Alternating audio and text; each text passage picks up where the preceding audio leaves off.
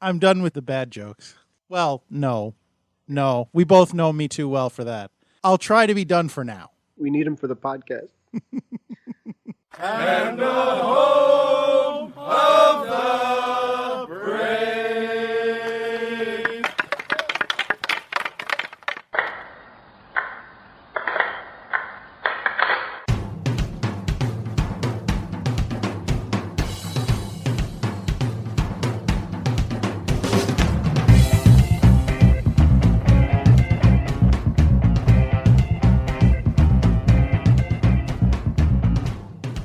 Game on!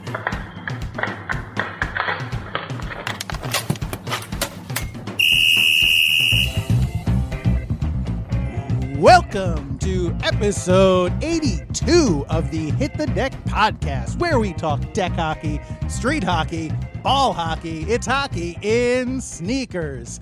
Oh, man. You know, James, listening to that opening theme, as I do every time we do one of these episodes of Hit the Deck, I can't help but lament how much I miss having Pops play with us in the LIQ. He is missed. Absolutely. That's very true. But, gone but not forgotten. I mean, I see him on Facebook all the time, and he's family, so I see him from time to time at events and such. So just saw him for Christmas, in fact. So, he's not gone. He's just, in fact, if I'm being completely transparent, many weeks he gives me a lift to the court along with the nets and drops me off at home. So, he's still an integral part of the LIQ, but he just doesn't play with us anymore, which is unfortunate, but I don't want to misrepresent the importance of the man. Perfectly said, exactly. And he's kind enough to drop and pick up his son as well. Of course, yes. So, yeah. I am on the way, I guess, or slightly out of the way. It's not a terrible inconvenience, I hope. Yeah, and that's more because I'm not showing up to pick you up in the first place. So my apologies to Pop. So sorry. It's not really entirely your job, so. Well, we're part of the league and I have to drive out there anyway, and it's really no problem at all to pick up my goalie. Is something that's I'm happy to do and will do every time, but I need to play more games. That's the problem. Well, I'd love if you played more games regardless, but I think we've gotten off on the wrong foot here. Welcome to episode 82 of the Hit the Deck podcast. Deck hockey, street hockey, ball hockey, hockey and sneakers, yada, yada, yada. You know the drill. Anyway, so it has been another fun week. Well, I guess your mileage may vary. It's not necessarily been a fun week. I'm not you. I don't know what your week was like. I'm really making that assumption on your behalf, and I shouldn't. That was rude of me. I apologize. It's been another week. Let's leave it at that. It's been a chilly week for us here in the New York area, I can say, as James and myself are firmly in the New York area and in the throes of quite the cold snap. Yeah, and it seems to be getting worse and worse. We'll talk about this in the future of this particular podcast, but I think Canada is really upset from last year's World Juniors and this year's World Juniors as well, so they're sending all their horrible cold weather down here to teach us a lesson.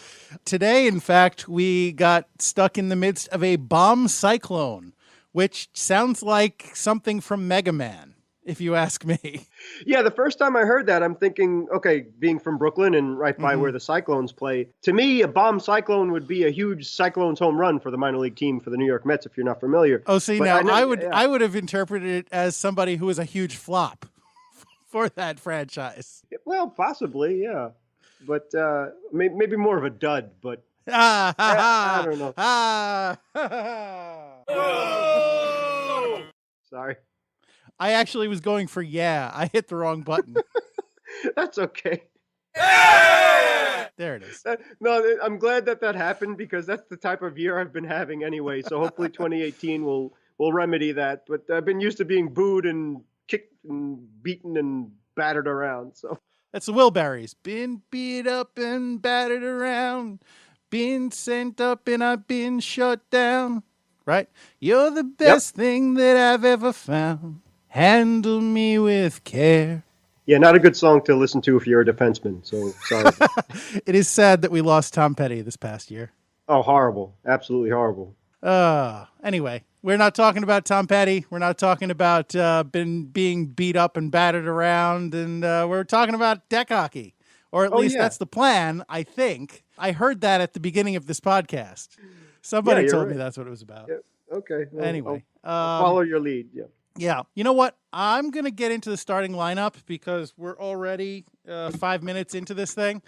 And then I want to talk about something. So for tonight's starting lineup, in goal, as ever, I am number 35, your American Rhino, Gary McComiskey. And right here, right here, for this very first episode, this first podcast of 2018, right here, recording with me. On defense, number 4, I'm James Sajazi. Indeed you are, James Sajazi, and I have some news for you, Mr. Sajazi, if you think you can handle it.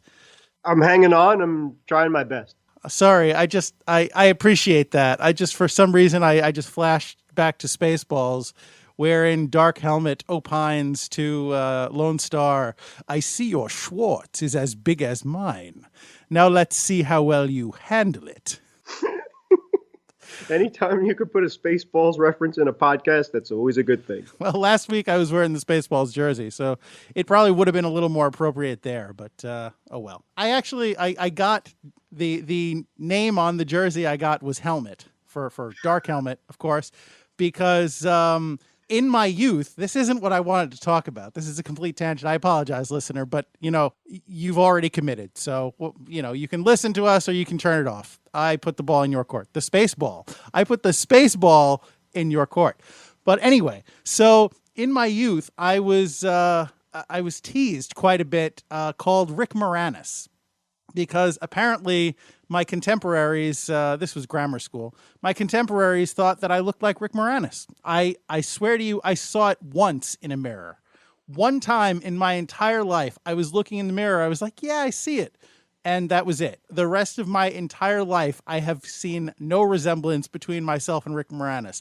But that being said, I tremendously respect Rick Moranis. He was a great comedian. I mean, he still is. I guess he's pretty much retired from making movies at this point. But he's a funny guy, and I have tremendous respect for him. So he was my go-to for that Spaceballs jersey. Yeah, and he's sorely missed too. So a great actor, has been in fantastic movies.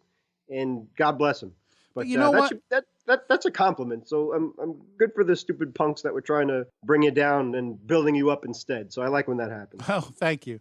It took me a long time to see it that way. But, kids, right? That's all part of the growing up process. But, Rick Moranis, aside from his great talent as a comedic actor, I really respect him for the reason he left. I'm pretty sure his wife passed and he had to raise his kids. So he left acting to do that, but now his kids are grown and he could go back to it if he wanted to, but he has integrity. So he's been offered plenty of roles, but he's like, no, I have no interest in doing that project. I don't see what that does for me as an actor. So I guess he doesn't need the money. God bless. So he's just, doing his thing. All right, well earned, man. That I agree. That's the most important thing in the world, is to be a good parent. So God bless him. Amen. All right, so all of this completely unrelated to Rick Moranis, Spaceballs, or any of that. The news I was going to see how well you can handle is for a goalie, Tony Bonner, a friend of the show, former guest, great guy. Tony Bonner is racking up a lot of assists because he came through again. One of the websites that he recommended, sidelineswap.com, during his interview with us, I actually wound up going there and getting myself a new used set of pads. And these are, they're old. I think these pads are from 2004, the description said. But That being said, these are legit ice hockey pads. And they're not in terrible condition. And I got them for less than it would have cost me to buy a new set of the street hockey pads I usually get. So provided I can figure out a way to, do some minor repairs on them and maintain them, more importantly, maintain them. And part of that is going to be putting on the new slide plates that Santa brought me. I really think that I could be a renewed force to be reckoned with in the, DEK hockey circles, so to speak. Oh man, that is exciting! Or actually, I guess behind the circles, where the crease is located, between and behind, kind of. you know, and, That just makes this storm even worse because we just had a blizzard as Gary said at the top of the podcast, and it's getting worse and colder, and Lord knows how long the ice and snow is going to last. But we are just chomping at the bit to play deck hockey as it is. But that just is a nice little cherry on top. Can't wait to see the new pads. well, I don't have them yet, but Okay. hopefully tomorrow. But yeah, and hopefully also, I'm hoping I can get we can get a video out of it for our YouTube page. I'm gonna try and document. I guess it's redundant to say, but kind of documentary style from first opening it through the process of trying to repair it and prepare it for deck hockey. So we'll see how successful I am with that. Hopefully you, dear listener, will have an interesting film to watch in the, let's say, near to midland future. Fantastic. So Jeremy of the CDHA just keeps giving us gifts after gift after gift from him reaching out to us and being a guest on the podcast and then introducing us to Tony, and then Tony and the American Rhino just combining the beauty of the fraternity and sorority of that the goalie is fantastic. Yep. So wonderful. This is great. And it looks like the CDHA finally got to try out a new indoor home. So hopefully that went well. Jeremy, you'll have to let us know how that turned out. Good luck with everything, again, with that, especially with the cold weather moving in. And here in New York, we're under about 8 inches of snow. So, I don't know what your situation is in Columbus, but hopefully you are not impacted the way we are and you have this place to play. Hopefully it worked out for you, and hopefully you will continue to be able to do this thing that we all love so very much. Amen to that. Yeah, it's cool to follow him on Facebook, too, and Twitter. Yeah. So why don't we talk about what we came here to talk about, James? Cool? Yes. Cool. All right. Well, then, if you are amenable, would you mind, could I impose on you, would you mind terribly telling us what is on deck for this podcast, James? Would be happy to, sir. Thank you. Take it outside. Hockey closed out 2017 and started 2018 in huge ways with a pair of fantastic outdoor games. On 12/29, Canada and the U.S. battled in the first ever outside World Juniors matchup, and on New Year's Day, the New York Mets lent their home to the Rangers and Sabres for the NHL Winter Classic. The year just started, but the NHL is such a forward-thinking league, they're working on technology for the 2019-2020 season. Happy 2018, by the way. And Whiteboard. We're way overdue for talking deck hockey strategies, so here's a chance to make up for it. Some of us, myself included, think it's good to have a game plan in deck hockey no matter if it's a pickup game or a tournament. Others seem to disagree. The American Rhino and I will give our opinions of the pros and cons and want to hear from you too. And that's what's on deck. Thank you, James. You're welcome, sir. The NHL may be a forward-thinking league, but I dare say that you and I are more defense-thinking. Exactly. It's, it's just the way our minds work. So, no offense to anybody who is on the offensive side of the ball, but, Thanks. Yeah, Go ahead. just one little more tangent. Thanks for bringing that up. I've been watching a lot of the NHL Network and things. Yeah. And the cool thing about that, if people that don't have the NHL Network or MLB Network, is their studios are in Jersey, and I believe they share the same facility. So the cool thing is that with the Winter Classic being held at Citi Field this year, and it's usually in a baseball stadium or a football stadium, the NHL Network, they show you strategies. So they have a little rink, and the guys will go in goal and show you how plays unfold and how to do defensive plays and offensive and this, that, and the other thing.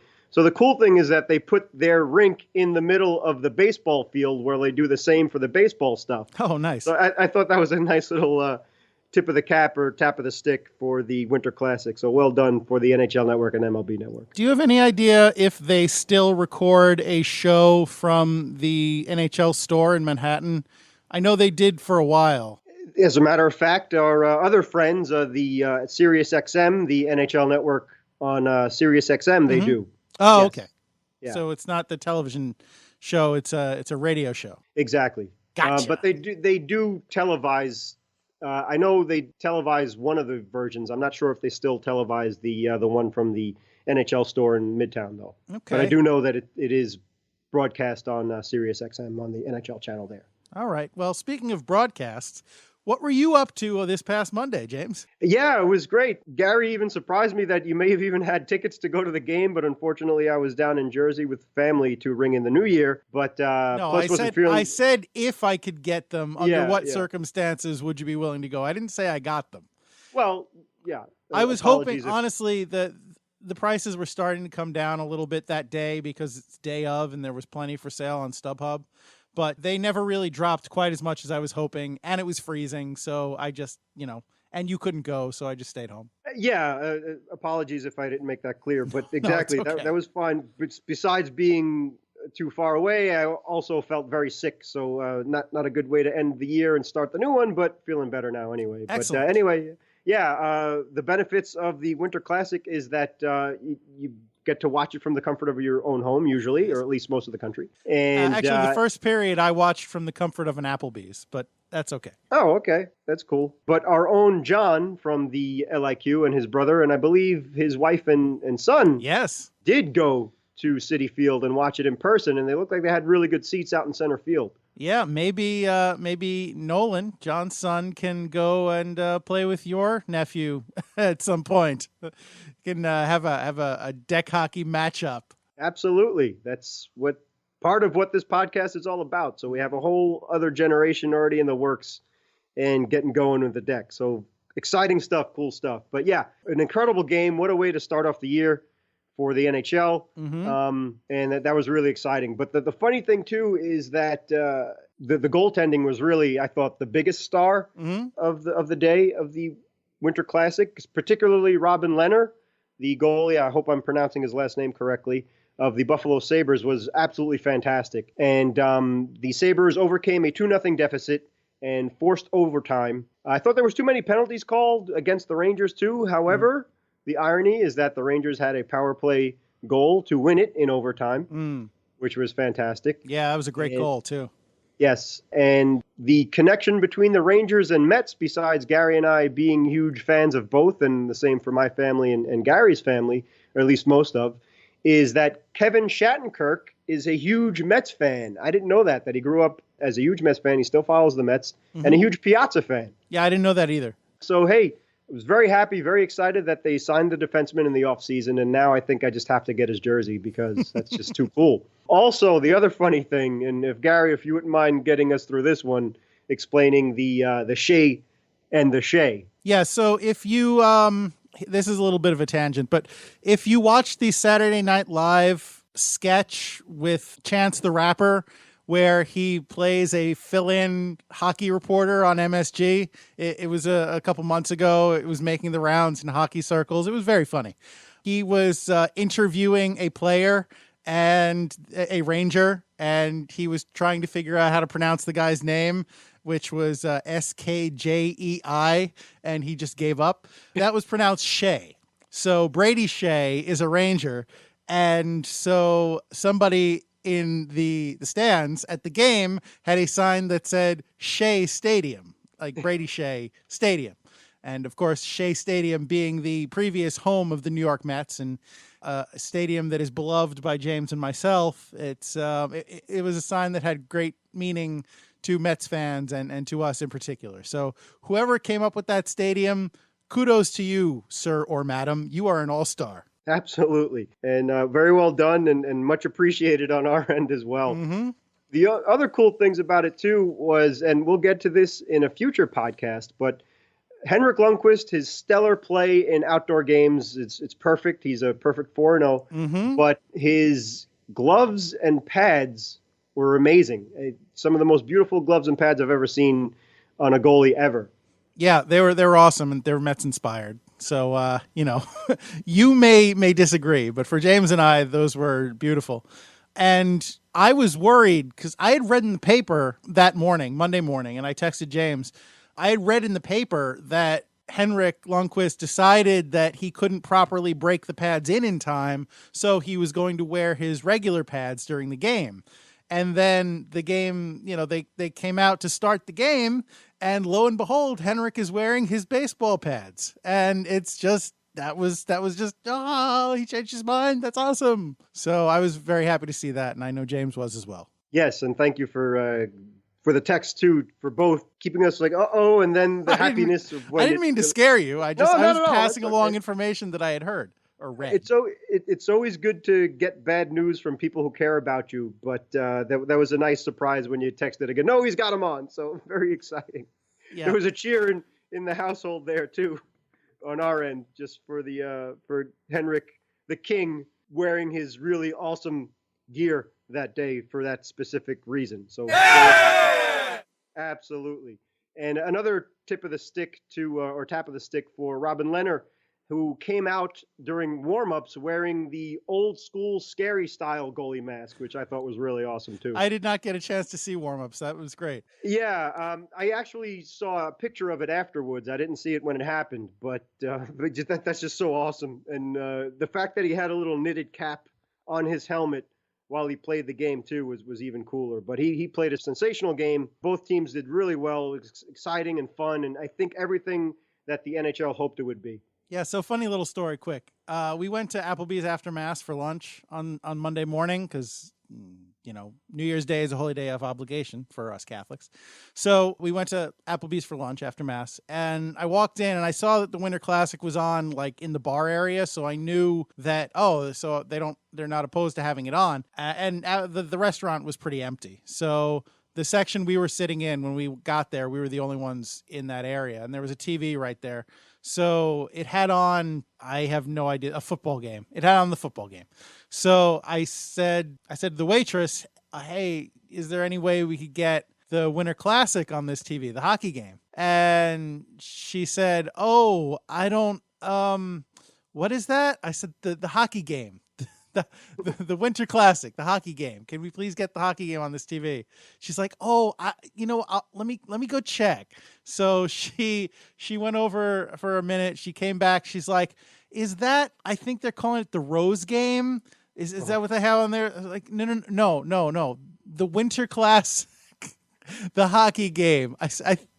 NBC. Can we have, please? And eventually she put it on. She's like, I'll ask the bartender. They know about the TVs. Okay, thank you. Yeah, and for future waiters and waitresses, just think about your tip when a fan asks for something specific, because you will be rewarded for it. But anyway, well done, sir. Glad that you didn't have to miss anything. Yeah. But the other classic game that was held outdoors was a few days prior, at the recording of this podcast, very upset, but still fantastic defense of their gold medal. The men of the World Juniors, the U.S. men, Sweden somehow had an insane third period today, and they knocked them out. So now the best the U.S. can do is play for the bronze medal game, as Sweden will go on to play whoever wins, I believe, between Canada and the Czech. Whoever wins that game to play for the gold. But the Team USA, fantastic last year and going up into this year as well. But they played the first ever outdoors World Junior matchup up in Buffalo. So now, James, we know why the Sabres were the home team at Citi Field, because they got kicked out of the stadium in Buffalo. Exactly. And for good cause. But it was a classic. And it was eerily similar to last year's incredible World Junior final between both the U.S. and Canada as well, only in a freezing and snowy Buffalo, New York, in front of over 40,000 fans. I think that's a little redundant, actually. Freezing and snowy Buffalo, New York. Yeah, sure, especially what's going on in the East Coast at the recording of this podcast. But anyway, that was pretty cool. Again, the U.S. battled back from a 2-goal deficit and fought through overtime and won the preliminary round in a shootout. Yeah. And it was basically like exactly what happened in the final last year in Canada. So it was really fantastic. It made for great TV, the snow, and I'm sure the NHL wouldn't have played through that, but the second period, it was like blizzard conditions, and you couldn't even see the lines and stuff. So they had to scrape it off, and just really well done. Fantastic job by all people up in Buffalo to preserve the ice, have it playable, and the game itself was just an instant classic. Excellent. One might say a winter classic. Good one. Although I think that name is taken. Yes. So great. That's it is unfortunate that they lost to Sweden, but If I didn't love Henrik so much, I'd hate Sweden. I know. Yeah. You can't hate Sweden. No. Yeah, just hockey. no, you're right. I get carried away for loyalties to the U.S. and hockey fandom, so I apologize. In the shooting, and the pucking, and the goaling. Yeah, I think he'd make a great goalie, the Swedish chef. What do you think? He's a little spastic for the position. I don't know. He has great hands. Yeah. All right, but yeah, moving on to the NHL and technology and stuff like that. Yes. Speaking of another great tournament that the NHL hosted in 2016 was the 2016 World Cup of Hockey. And there, during that tournament, the league experimented with a player and puck tracking system. Yes, I recall. We discussed it on this very podcast. That's right. And so fast forward to now and in the future, Commissioner Gary Bettman wants a league-wide player and puck tracking system, but it needs to be invented. It actually is in the works, and they're putting a lot of time and money into this. And the NHL hopes to have this by at least the 2019-2020 season, if not by the Stanley Cup playoffs of the 2018-2019 season. But we'll see. And we all know why Bettman wants this technology so badly. Glow puck, glow puck, glow puck, glow puck, glow puck, glow puck, glow puck, glow puck. Oh, God, no, please. Hockey gods, please. Oh, goodness. Yes. No, I'm sure they're not bringing back the glow puck. That was an unmitigated disaster. But it's fun to reminisce about how bad it was. Yeah. We'll leave it at that. That's a sore subject. I know. But anyway, going back to the 2016 World Cup of Hockey, the way that they did that was a company named Sports Vision had to stitch chips into the jerseys of all the players and implant trackers into the pucks, as Gary was alluding to, except they did it right this time. Yes. And they needed infrared cameras all over the arena to collect all of the data. Mm-hmm. And that was all well and good, but Commissioner Bettman is quoted as saying, "We're in the process of working with some technology companies to invent technology that doesn't currently exist, because it's more complicated to do this than in any other sports for a whole host of reasons, which relate to the attributes of our games, the physical contact, the sticks, the speed, and everything else." So what he's trying to say is that he doesn't want anything that could break. Mm-hmm. And also, who knows, maybe, I don't know where they inserted the chips into the jerseys, but maybe it wasn't totally 100% accurate as he was hoping it would be.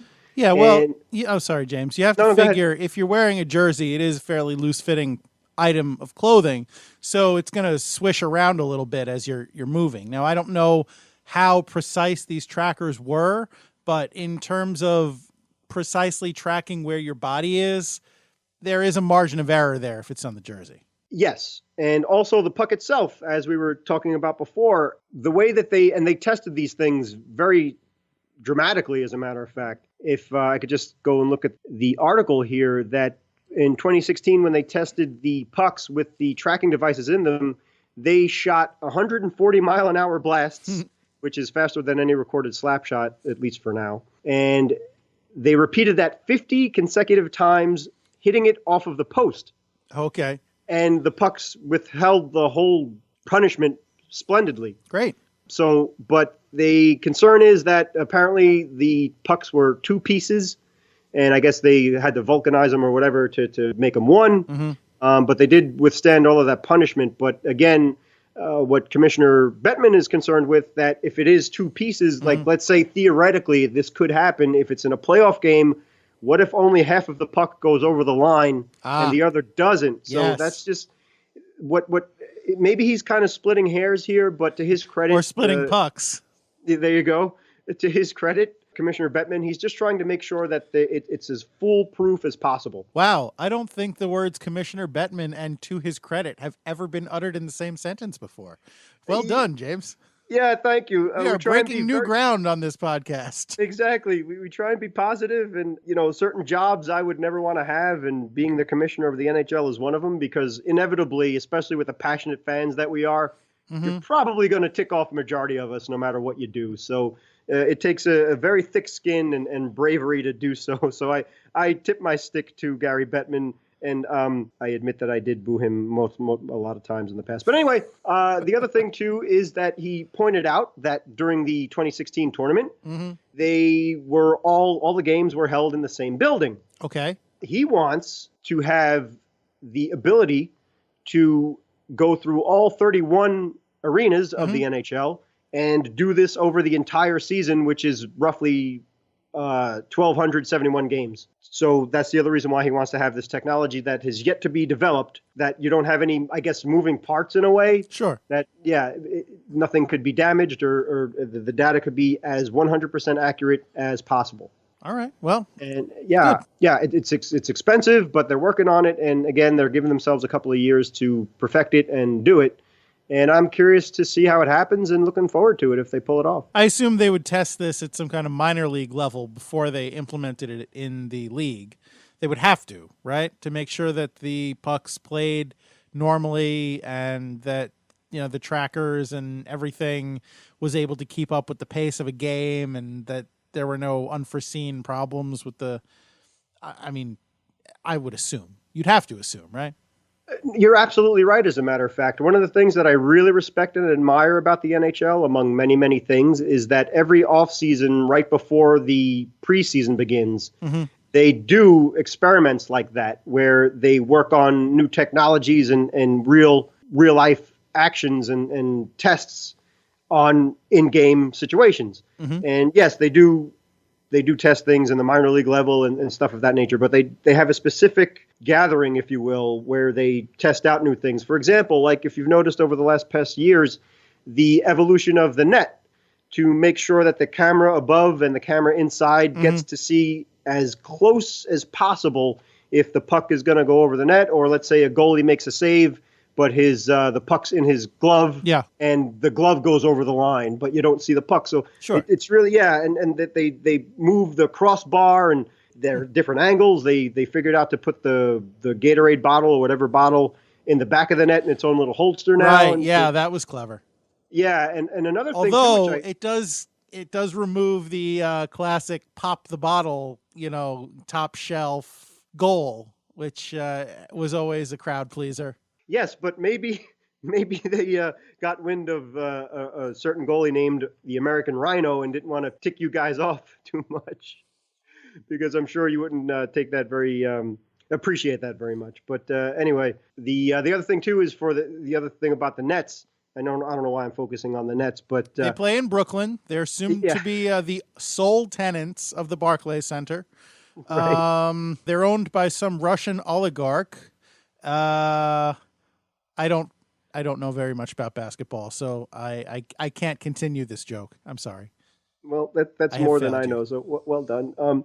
But the hockey nets is they even, on the sides where the bottom of the net meets the ice and the bottom of the cage, is they put like this clear see-through material there, so you can also see the red line better. So just a few examples, and that's one of the things of the point. So I'm sure that they're going to extensively test this technology once it's ready in the minor league system and in that camp that they do before the season starts. And they do it over a couple of years too, to make sure that it works and it's good to go. Sure, and I'm sure they're going to have to get the Players Association on board as well. So this is going to be a process. This isn't something we're going to see right away.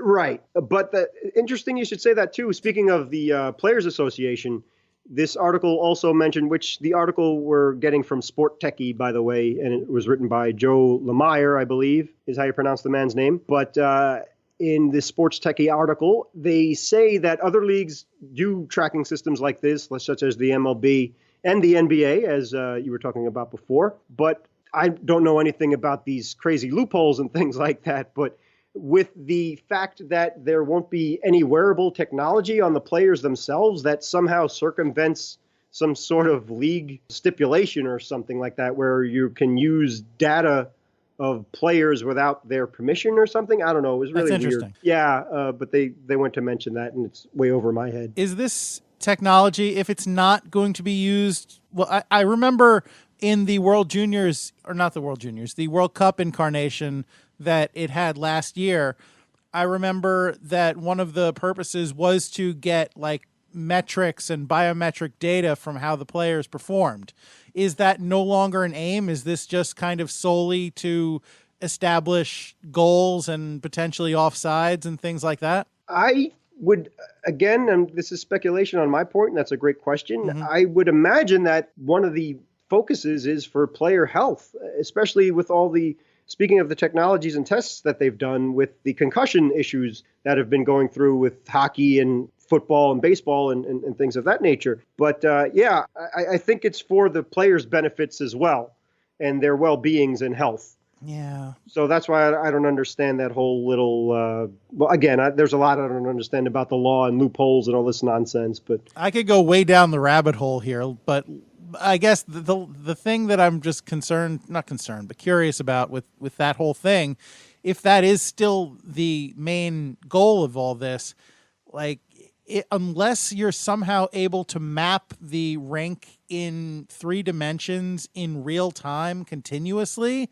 I can't see how they can get accurate data for, how hard the players are being hit and in what direction and the forces it's having on the body without those sensors. So, I understand that the technology doesn't exist yet, but still, it seems like they're asking a lot. If anybody could figure out, I think they should call up the Mythbusters. Maybe they would be able to come up with this technology. That's true. Adam, Jamie, what are you guys up to these days? Exactly. I mean, Adam has his own website and he's doing one of those touring shows, I think. I have no idea what Jamie's up to. I know he kind of willingly dropped out of the spotlight. He did not enjoy that aspect of the show, the fame and glory. I guess he really just, I think he would have preferred to stay in the background and just do the work. But yeah. All right. I think I'm ready to write that tangent. All righty. Okay. What else? What else are we supposed to be talking about? But yeah, speaking of figuring things out, let's go to the whiteboard. All right. Yeah. Hut, hut, hut. I don't know why I'm saying hut, hut, hut. I wasn't really, it wasn't intentional. It was just kind of a thing that came out and I sort of went with it. I mean, I know they have whiteboards in football, I guess, in the coach's room or whatever, but it's whiteboards aren't really a thing that are associated with football. That's and this isn't a football podcast, so I have no idea why I would be bringing it up. That's just silly. I apologize. No problem at all. It's funny anyway. Hut, hut, hut. Ay, ay, ay. It worked Omaha, well. Omaha. All right.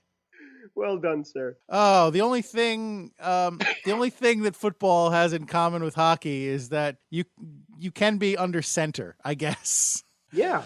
If you're playing the middle position. Okay. So let's just go with that and forget. Let's just go. Just go. Okay. Yes, sir. Will do. This is more of, and we want to hear your points of view too for the fans out there. You can. Gary always tells you how you can reach out to us, and please do so. Twitter, Facebook, Gmail, whatever. Mm-hmm. But this is kind of, I don't know, not really a right answer or a wrong answer type thing. It's just kind of an attitude, I suppose. But good thing. Yeah.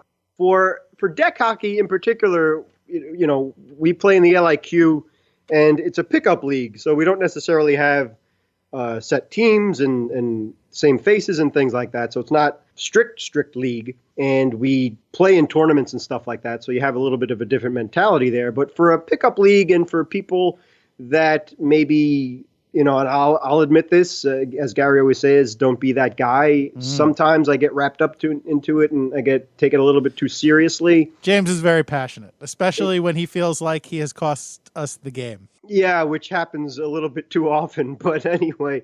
That's my job, James. Yeah, cleaning up my messes. But no, anyway, yeah. All right. It's it can get to.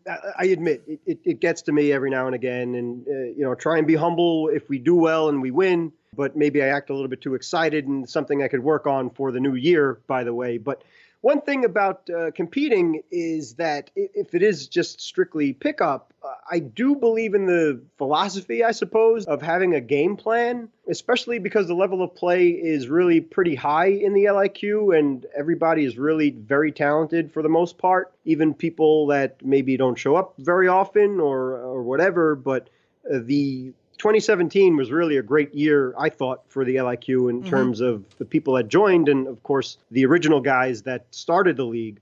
And you guys just got better and better as well. And Craig upped his game, and unfortunately, Mike had to retire a little bit, but hopefully he'll get back and maybe reinvent himself as a defenseman because he's a really good defenseman, and my shins can attest to that.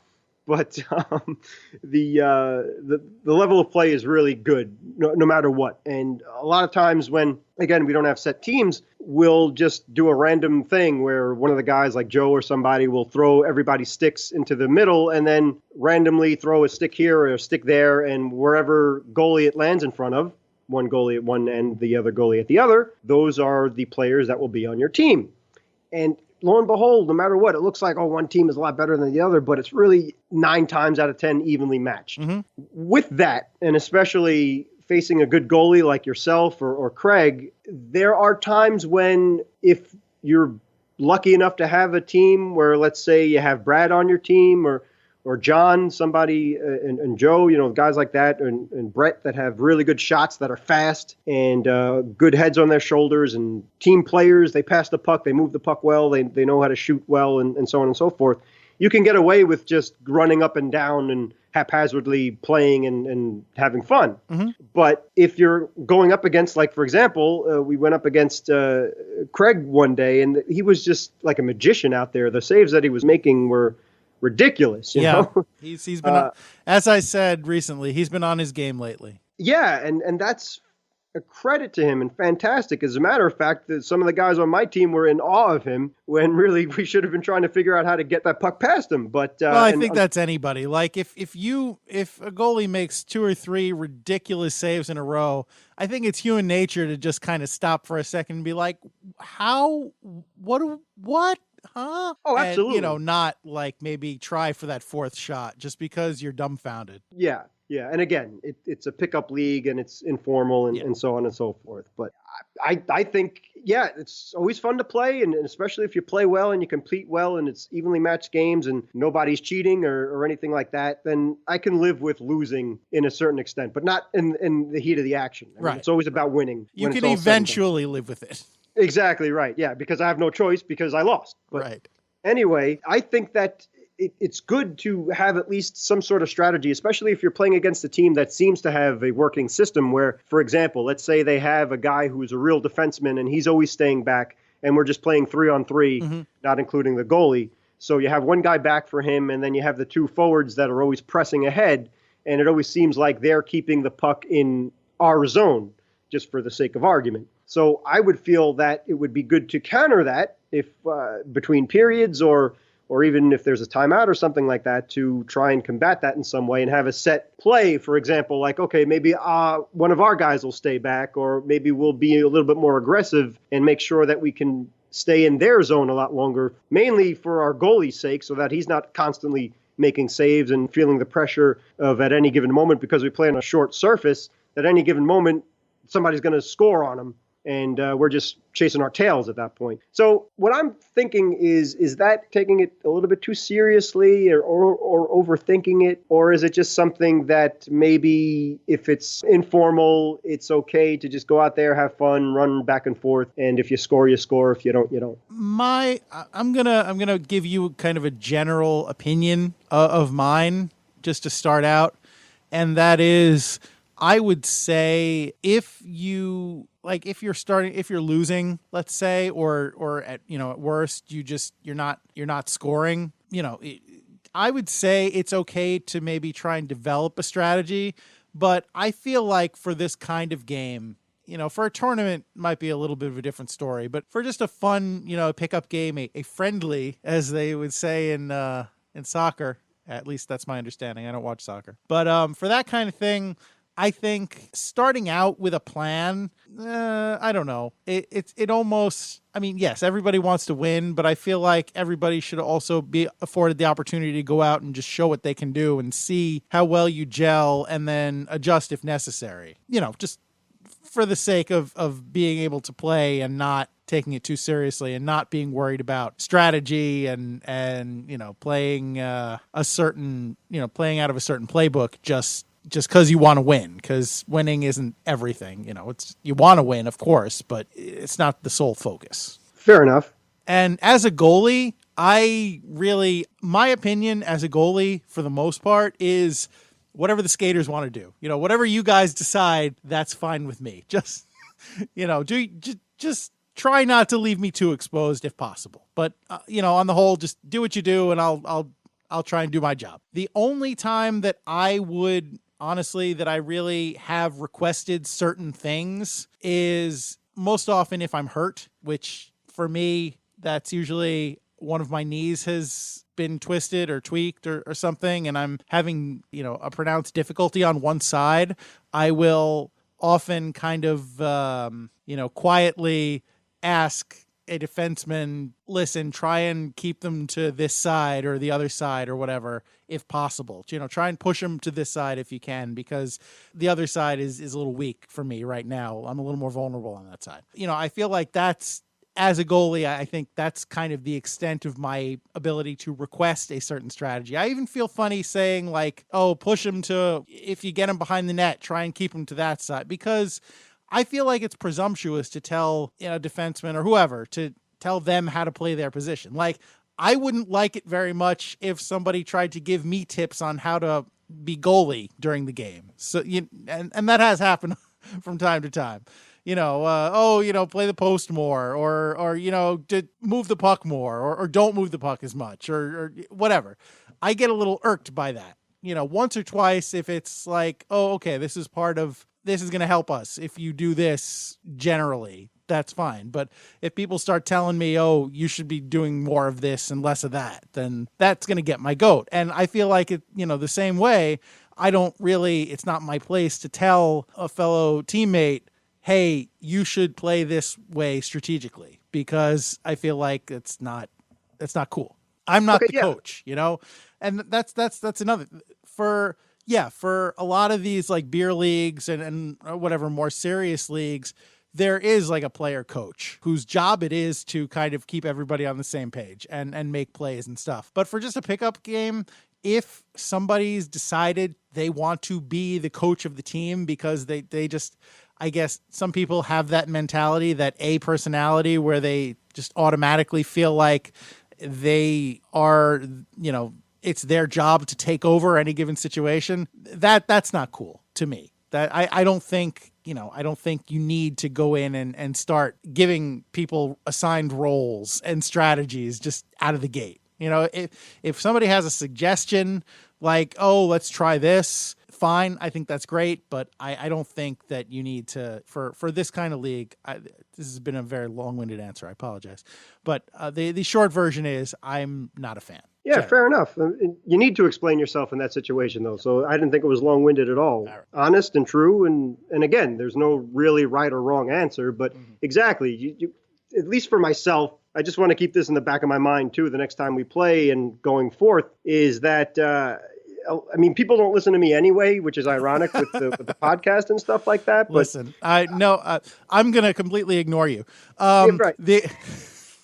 No, I grew up with that. Like, people never listen to me. I don't want to throw myself a pity party here, because that's not what I'm trying to do. But I have a long history of, and my sister can attest to this, even like say at the dinner table, or with my parents and whatever, or if I'm out, if I'm having dinner with my wife's family or what have you, if there's a lull in the conversation and I speak up and start saying something, it is very common for someone else to just jump over me and continue the conversation. I understand entirely. That is scary how similar. We've never talked about this, by the way, for the people listening out there, but I've had the very, very, very similar experience. Mm-hmm. Even in school, too, if I'm answering a question, another student will just come in and bulldoze the whole situation. But getting back to the deck hockey thing, I think feel, neither of us. I'm sorry. Yeah, I'm doing the very thing that we were just talking about to you, and I apologize. But I'll go in the corner and suck my thumb in the fetal position. Don't worry about it. Okay, I'll call you when I'm done. All right. No, I think it's I think it's because neither of us is tremendously assertive. So we tend to kind of defer and take a back seat. So that's probably why, because there are other people who are less so, and so they just tend to see an opening and go. There you go. So exactly that's how I feel if I think I'm trying to help out a teammate or see something, and especially if we're playing with lines and I'm on the sidelines and trying to help out the traffic and whatever, I feel like I'm a little dog, just a puppy barking, and where you just like look at that little puppy and you could kick it and then you keep doing what you're doing anyway. So that's how I feel, and I see myself on the deck. But that's all. It's just something that, you want to win, but you want to have fun. You want to play fair and honest and abide by the rules. But again, I guess the whole point of a pickup league is that you're going to get people that are maybe a lot more talented or a lot less talented, everybody in between, and to have it as much fun as possible. So something to work on for myself in the new year is to, I guess, not try and step over the line, so to speak, or just let the game that would be a little offsides, bit more. I think. Exactly right. Thank you. But make it a little bit more organic, and exactly maybe suggest things as opposed to just like bark out, that guy's open or contain him or whatever, and be ignored. I think. Well, no. See, here's a very key distinction, and I'm glad you mentioned that, because I wanted to bring it up, and this is a great way to do that. So I think there's a difference between just the two things you just said: that guy's open and contain him. So that guy's open is communication. Like in the heat of battle of a game, you're not going to have eyes everywhere. So the fact that you see something that the other people don't, that's just making your teammates aware of something. I think contain him gets more into the coaching, kind of like assigning roles to people. So I think communication is very important. And this is, I wanted to go back to this as a goalie because I wanted to make sure that my position was clear and not give people the wrong idea. So for me, communication is very important. When I say I don't want people telling me how to play the position, I don't mean I don't want people communicating with me. Like if a shot goes behind the net, or if I make a save and I'm not sure where the rebound went, it's crucial that people be able to tell me left side, right side, other side, or it's behind you, or that's a big one. If something, if I make a stop and the puck trickles and I'm not sure exactly where it went, it's under you, so I know I can just drop down and cover it. That something like that is huge. So that's really important, and I don't want to make people think that for myself. And, for if you happen to be listening and you're not sure how to communicate with your own goalie, like I want to make that very clear. Communication is very, very important. I'm not saying don't communicate information because you're worried that the goalie, like if somebody tells me, if I see, it's funny. This is something I struggle a little bit with myself when I'm playing the position. And it's just because I'm competitive. If I see the puck, how can I describe this? So if I make a save or whatever, or if the puck gets shot around and I know where the puck is, I'm able to track it, and somebody says like other side, that there's a part of me that instinctively wants to bark out, I know, because I do know, but they don't know that I know. They're not going to be able to tell the difference between when I can see the puck and when I can't see the puck. So I have to, and I don't bark that out because I realize that they don't know that and they are doing what they're supposed to be doing. And after that half a second of instinct, I appreciate that they did that, because that's what I want to happen. So it's something I have to, kind of consciously work on tamping down, just even for my own, mental benefit. But that's, so that aside, it's something that happens sometimes for me. But even when that happens, I still want them to do it because I want people to be in the habit of doing that. Because even though I did happen to know that second, I very well couldn't have. And so I want people to know that you should tell your goalie where the puck is, even if he already knows, because he might not. Don't assume, or she. Don't assume that the goalie knows where the puck is.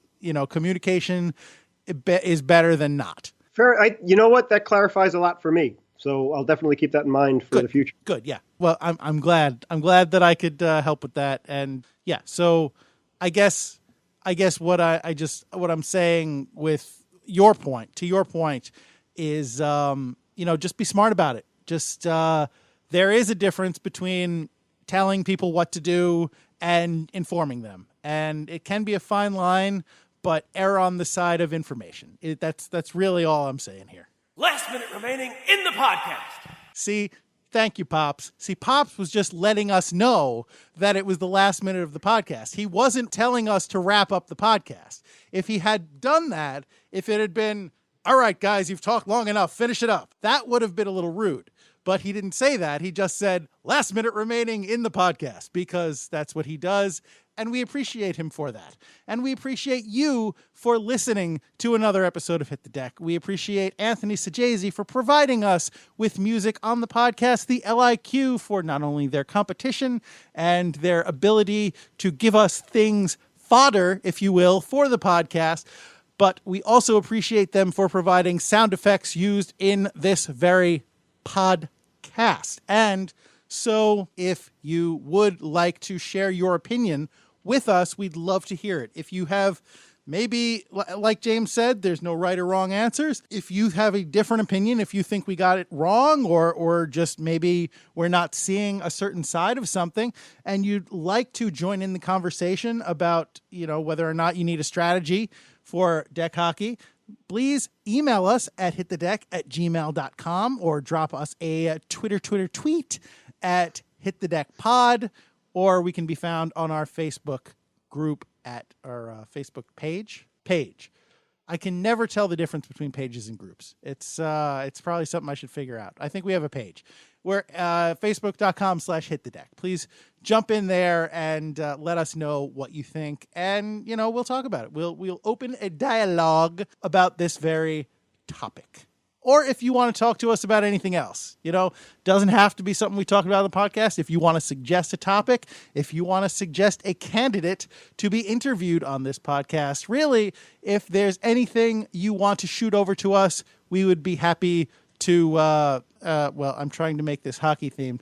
If I say make the save, then that sounds like we don't want to, receive the, we're not interested in what they're saying. But if, we'd happy to give up the goal. I'm a goalie. I'm never happy to give up the goal. I think I've dug myself in a pit that I can't get out of here. So I'm just going to say we would appreciate it if you talk to us. Yes, James. That's fine. Perfect. Okay. All right. Great. So that being said, please, if for some reason you still see any point in doing so, please feel free to subscribe to the podcast. I can't promise that this won't happen again. In fact, this kind of thing will probably happen frequently, but subscribe anyway, please, if you haven't already done so. Subscribe to us on Apple Podcast, on Stitcher, on the Podbean app, wherever you get your podcasts. And if for some reason we are not there, email us or Facebook us or tweet at us to let us know that we're not there, and we will try our level best to get there. And one of the theirs that we are is YouTube. You heard me talk at the beginning of the podcast about how I'm going to try and put together a goalie pad video, and I am, but I also have something else in mind, and hopefully that will be up sooner rather than later. That's geared, that's funny. I'm a funny guy. That's geared towards non-goalies, and really anyone but goalies, I guess. I'm excluding goalies in this. I am being exclusionary, but really we have enough goalie content as it is. We should branch out. So that'll be coming down the pike pretty soon, I think. So subscribe to us there, please, so you can see that when it comes up. And if there's anything else you'd like to see, every episode of this podcast does eventually go up on YouTube. So if you missed it, if you don't want to subscribe, if you for some reason prefer YouTube to the regular podcast outlets, we can be found there as well. So with all that being said, James, is there anything that I've missed? No, you excellent goalie. You made every save possible and well done. And just before we sign off, everybody affected by this blizzard, stay safe out there. And thanks for listening. Absolutely. Yeah, this has been a pretty rough one on the East Coast. So wherever you happen to be, if you're affected, I echo what James said. And really, if it doesn't have to be just this blizzard. If you're affected by weather or any other tragedy, we're pulling for you. So, I echo what James said. So that being said, if you are going to be playing outdoors in sub-zero temperatures, or if you are going to be playing with an aim towards getting the metrics that are so sorely needed for the improvement of your game, if you are playing in a pickup league, and if you are just trying to be a good teammate out there and get the W, please, I would urge you, no matter what you're doing, to remember it's deck hockey. Don't be that guy. Thanks, everybody. I don't want you running around with scissors and sticking them in electrical outlets and what have you. I'll heed your advice. Thank you. Yeah, that's what I'm here for. Now we know, and knowing is half the battle. G.I. Joe!